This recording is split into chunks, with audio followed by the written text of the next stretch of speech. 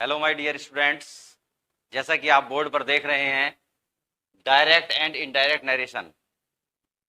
तो इस टॉपिक को हम पहले से पढ़ाते आ रहे हैं, लेकिन आज जो पढ़ने वाले हैं वो देखिए, हमने रूल लिखा है यदि रिपोर्टिंग वर्ब पास्ट टेंस में हो। रिपोर्टिंग वर्ब और रिपोर्टेड स्पीच वो पहले ही समझाया जा चुका है। तो यदि रिपोर्टिंग वर्ब पास्ट टेंस में हो तो निकटता प्रकट करने वाले शब्दों को दूरी प्रकट करने वाले शब्दों में बदल देते हैं। निकटता वाले जैसे दिस को दैट, हेयर को देयर, दीज को दोज, दस को सो, एगो को बिफोर, यस्टरडे को द प्रीवियस डे, टुमारो को द नेक्स्ट डे, टुडे को दैट डे, टू नाइट को दैट नाइट, लास्ट नाइट को द प्रीवियस नाइट, कम को गो। लेकिन कम को गो में जो बदलते हैं इसके लिए कुछ अलग रूल है, वो हम समझ लेंगे। तो अब इन्हें बदलना कैसे है ये हम एग्जाम्पल के माध्यम से समझते हैं। तो इसमें जो सबसे महत्वपूर्ण बात वो ये है कि प्रोनाउन में जो चेंज होता है, प्रोनाउन चेंज वाला मैंने पहले भी बताया था, लेकिन अब उसको दोबारा से बताऊंगा जिससे कि अच्छी तरह से समझ में आ जाए। क्योंकि सबसे ज्यादा जो प्रॉब्लम होती है वो प्रोनाउन चेंज में ही होती है। प्रोनाउन चेंज के लिए मैंने एक फॉर्मूला बताया था पहले भी, उसको दोबारा से लिख रहा हूं, यानी 1 2 3 अपॉन SON। यानी 1 का मतलब है फर्स्ट पर्सन, यानी अगर रिपोर्टेड स्पीच में फर्स्ट पर्सन है तो रिपोर्टेड स्पीच के फर्स्ट पर्सन के प्रोनाउंस रिपोर्टिंग वर्ब के एस मतलब सब्जेक्ट के अनुसार बदलते हैं, और रिपोर्टेड स्पीच के सेकंड पर्सन के प्रोनाउन रिपोर्टिंग वर्ब के ऑब्जेक्ट के अनुसार बदलते हैं। और अगर थर्ड पर्सन है तो एन का मतलब नो चेंज, उसमें कोई परिवर्तन नहीं होता है। यह फॉर्मूला मैंने पहले भी बताया था और फिर बताया गया, क्योंकि इसके बिना जो है, जब प्रोनाउन चेंज अगर आपसे नहीं हो पा रहा है, टेंस चेंज हो रहा है, सब कुछ बदल रहे हैं, लेकिन प्रोनाउन चेंज नहीं हो रहा, तो काम अधूरा है और हमें अधूरा नहीं पूरा कार्य करना है। तो देखिए, डायरेक्ट इनडायरेक्ट एक महत्वपूर्ण टॉपिक है और हर कंपटीशन में आता है, और उसमें सबसे ज्यादा गलतियां जो होती हैं वो प्रोनाउन चेंज में होती हैं। अगर आपको प्रोनाउन चेंज अच्छी तरह से आ गया है तो समझ लीजिए डायरेक्ट इनडायरेक्ट आपको समझ में आ गया है। तो देखिए एग्जांपल से समझते हैं। जैसे है Ram said to me, comma inverted commas ये लगे होते हैं, आपको पता है। I do not go to school, I do not go to school, मैं स्कूल नहीं जाता हूं। Ram said to me I do not go to school, Ram ने मुझसे कहा मैं स्कूल नहीं जाता हूं। तो जैसा कि आपको पता है, तो राम सेड टू का हो जाता है टोल्ड, ये पहले ही बताया जा चुका है। तो राम टोल्ड मी दैट, आई कौन सा पर्सन है, आई है फर्स्ट पर्सन, और रूल क्या लिखा है कि फर्स्ट पर्सन के प्रोनाउन रिपोर्टिंग वर्ब के सब्जेक्ट के अनुसार बदलते हैं। तो आई फर्स्ट पर्सन है, रिपोर्टिंग वर्ब ये है सेड टू, और सेड टू इसका सब्जेक्ट क्या है, राम। राम का मतलब है ही क्यों है, क्योंकि ये मैस्कुलाइन जेंडर है, और मैस्कुलाइन जेंडर में जो प्रोनाउन लेते हैं तो वो ही बनता है। तो आई की जगह क्या हो जाएगा, ही। और ये टेंस कौन सा है, डू नॉट, यानी प्रेजेंट इंडेफिनिट। प्रेजेंट इंडेफिनिट को बदलते हैं पास्ट इंडेफिनिट में, तो डू का हो जाएगा डिड, नॉट ऐसी रहेगा। और जब हमें पता है कि जब डू का डिड हो जाता है तो डिड के साथ हमेशा फर्स्ट फॉर्म आती है, तो गो का गो ही रहेगा, और to school.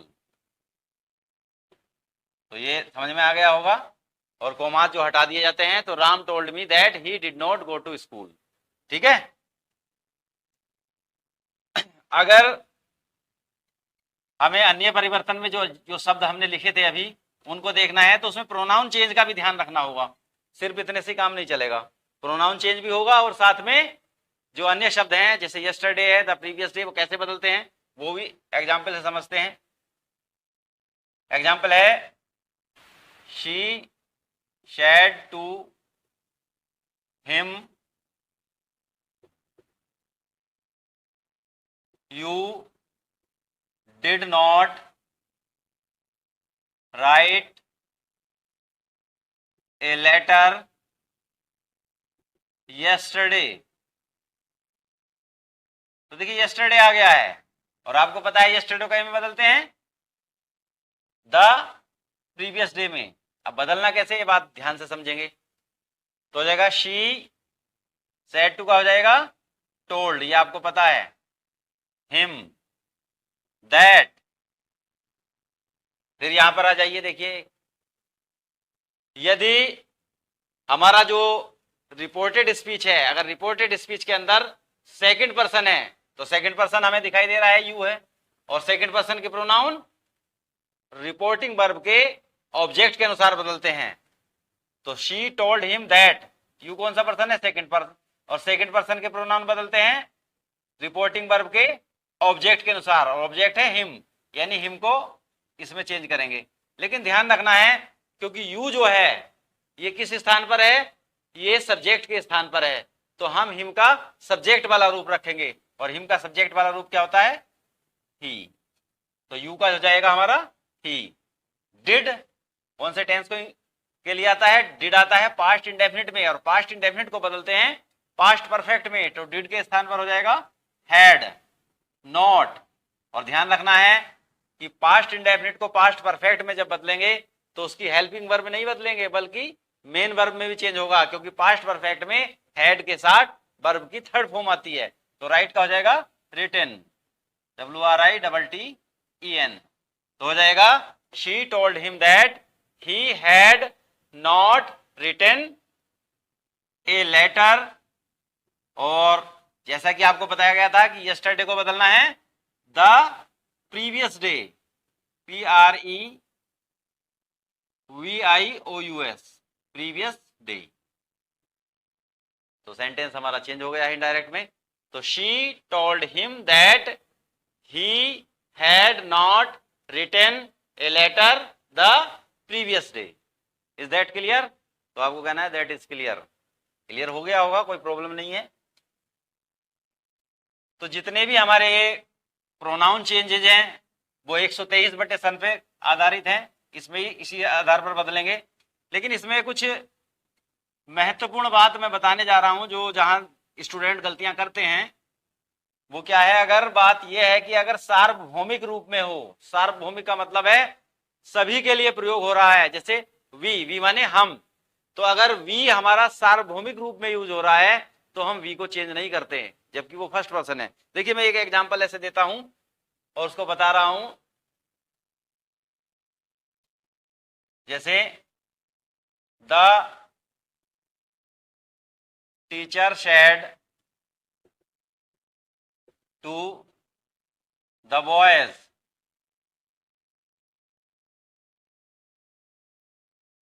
We are mortar.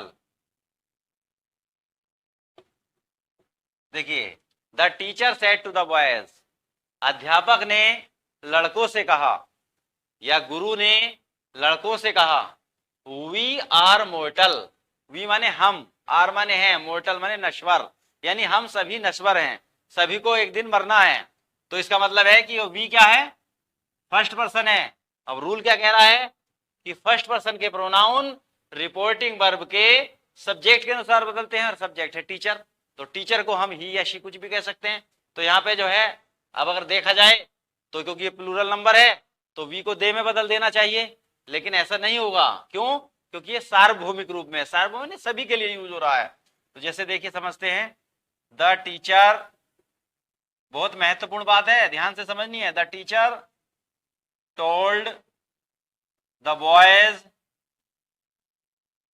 That we, first person, rule क्या कहता है, फर्स्ट पर्सन के प्रोनाउन रिपोर्टिंग वर्ब के, ये रिपोर्टिंग वर्ब होती है, आपको बताया था, पहले ही बताया जा चुका है पहली वीडियो में।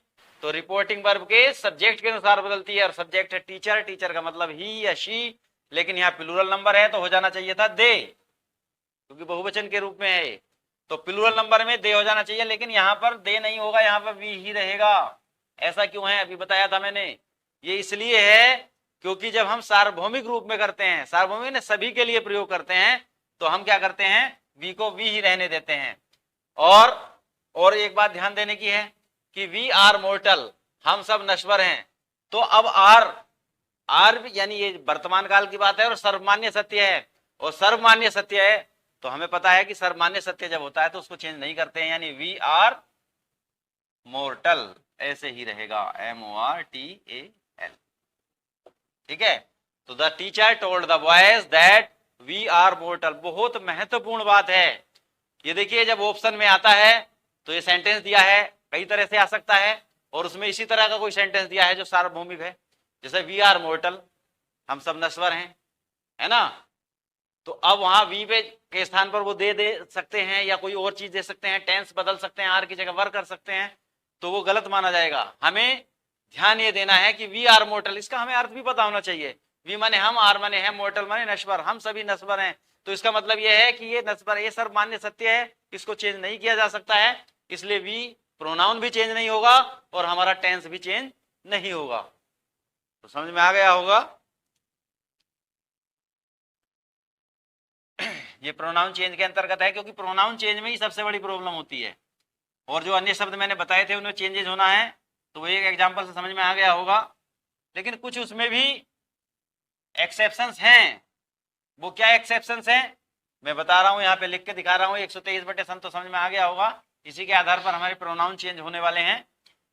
अब देखिए हमने लिखा था कि दिस को दैट करना है, और जस्ट को देन करते हैं, लिखा नहीं है, वो समझ लेंगे अपना आप। जस्ट को देन करते हैं और नाउ को भी देन करते हैं, है ना। मैं लिख देता हूं फिर से, तो अगर उसमें रह गया लिखने से, तो जस्ट को देन करते हैं, इन देन में बदलते हैं, और नाउ को भी देन में बदलते हैं। लेकिन एक बात ध्यान देने की है कि अगर दोनों यानी जस्ट और नाउ दोनों एक साथ आएंगे तो हम सिर्फ नाउ का देन करेंगे, जस्ट का देन नहीं करेंगे, है ना। कैसे, एक एग्जाम्पल से समझते हैं। जैसे he said I have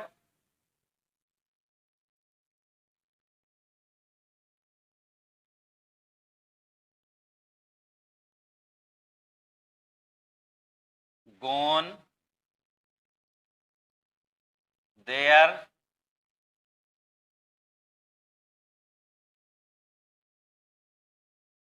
ये सेंटेंस गलत हो जाएगा भाई, कम होना चाहिए। I have come here just now। He said I have come here just now। तो देखिए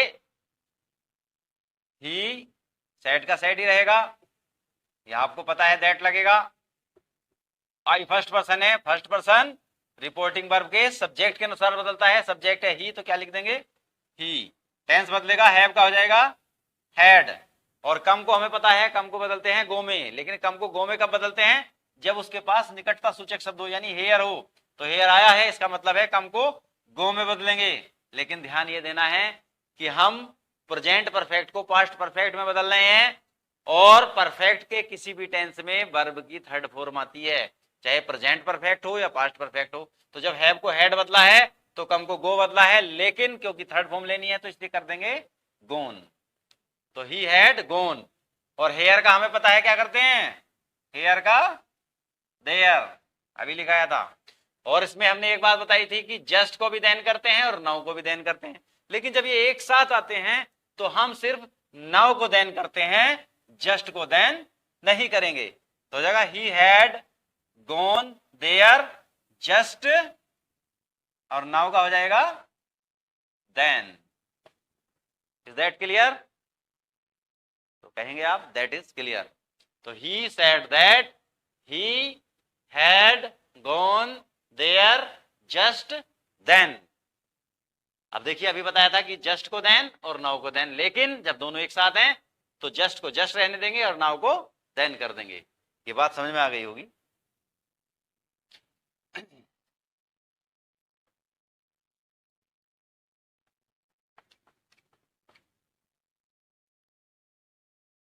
देखिए एक इसका एक्सेप्शन है कि अगर दिस, हेयर और नाउ,